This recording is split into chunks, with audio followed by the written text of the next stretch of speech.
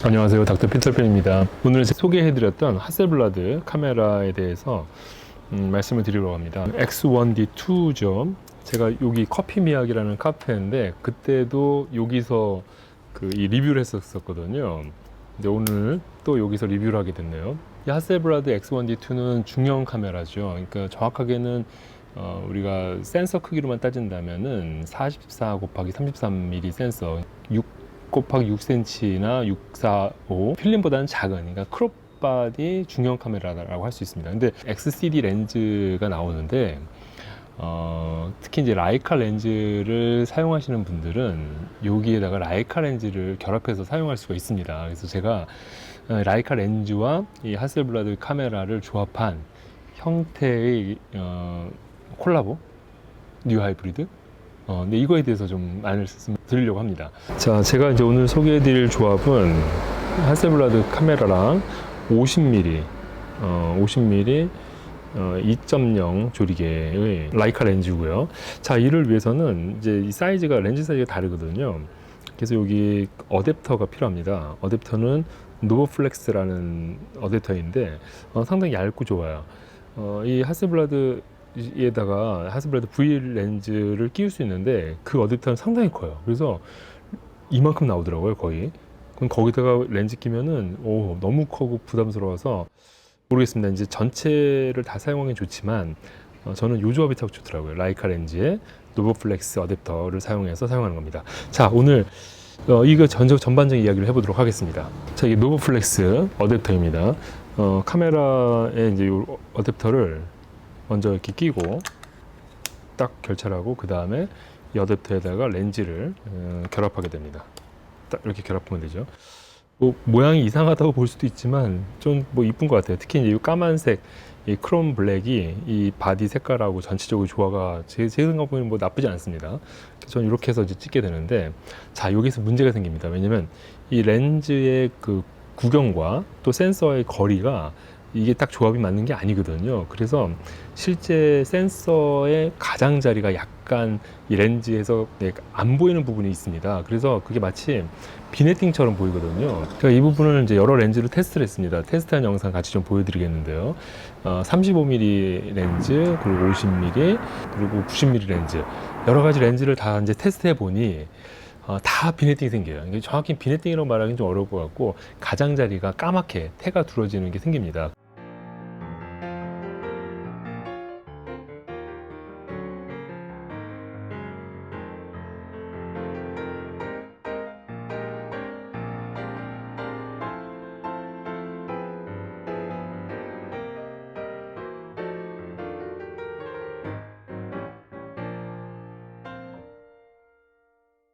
그 중에서도 50mm 렌즈가 가장 적어요. 그래서 만약에 제가 생각하기에는 이 카메라에 라이카 렌즈를 끼워서 이제 사용해 보시겠다, 라이카 렌즈의 그 특유의 감성을 좀 느끼고 싶다 하신다면은 50mm가 가장 적합한 것 같고요. 다른 렌즈들은 가장 테두리가 이렇게 많이 보이거든요. 그래서 이거를 이제 스퀘어 원 바이 원 으로 찍으면 그 스퀘어가 잘리니까 그 부분만 살린다면은 사용해도 나쁘진 않은 것 같아요. 그렇지만 전 필드를 다 사용한다면 분명히 너무 심하게 보인다. 그리고 그나마 50mm가 가장 적다. 그리고 조리개 값이 열수록, 그러니까 많이 개방할수록 이게 약간 뭉개지면서 오히려 올드 카메라의 비네팅 같은 느낌이 나요. 그래서 제가 사진 몇 장 보여드리면 좀 비네팅 나오죠. 이런 느낌들. 그래서 그런 부분들을 살리기엔 좋습니다. 근데 조이게 되면은 이게 너무 선명하게 보여서 그러니까 좀 이상해 보여요. 그래서 조리개를 너무 조여서 사용하기에는 안 되고, 그때는 이제 스퀘어로 잘라서, 양측을 잘라서 사용하는 게 좋겠습니다. 자, 제가 세팅이 중요합니다. 왜냐면 하셀블라드는 이제 렌즈 셔터이기 때문에 이렇게 하면 이제 렌즈 셔터가 없는 거죠. 그래서 세팅을 할 때 여기 노출이 있습니다. 노출을 눌러서 이 셔터 기능을 전다 셔터를 체크를 해야 됩니다. 이렇게 꺼져 있으면은, 지금 그제 껐는데, 자, 이 상태로 보면은 이게 보이지가 않아요. 그러니까 뷰파인더로 봐도 보이지가 않습니다. 그런데 노출 부분을 전자 셔터를 켜줘야 돼요. 켜고 나면은, 자, 이렇게 보입니다. 물론 이제 수동이죠. 오토포커스 안 되죠. 자, 근데 문제는 포커스가 문제예요. 왜냐면 이게 잘 보이기가 힘들거든요. 잘 맞은 것 같지만 실제로 해보면 안 맞는 경우가 많아요. 그래서 도움이 되는 거는 터치를 합니다. 터치를 하면 확대가 돼요. 확대된 상태에서 포커스를 맞추면 도움이 됩니다. 그래서 꼭 이렇게 확대를 사용하면 좋은데, 문제는 뷰파인더로만 보면은 확대가 안 돼요. 뷰파인더로 보게 되면은 터치된 거가 확대가 되네. 뷰파인더 볼 때는 이게 눈으로만 포커스 맞추는 게 상당히 어렵습니다. 그래서 그때는 방법을 뷰파인더를 보더라도 손으로 터치를 하는 거예요. 저기 터치 스크린을 터치하면은 확대가 돼요. 거기에서 포커스를 맞추면은 이제 포커스를 좀 더 정확히 맞출 수가 있습니다. 자, 그래서 이 하스블라드 카메라에다 이 라이카 렌즈를 사용할 때 첫 번째 포커스 맞추는 거가 상당히 불편한데, 좀 라이카 쓰는 것처럼 이중 합치를 하는 것도 아니고 눈으로만 봐서는 포커스 맞았는지 잘 확인이 안 될 때가 있거든요.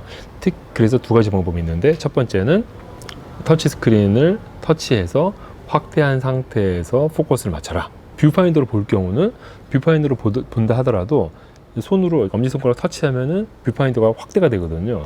확대된 상태에서 포커스를 맞추면 됩니다. 물론 여기 이제 피킹 기능이라고 해서 포커스가 맞은 거가 빨갛게 좀 보이는 부분이 있는데, 이렇게 테스트를 해보는데 쉽지 않아요.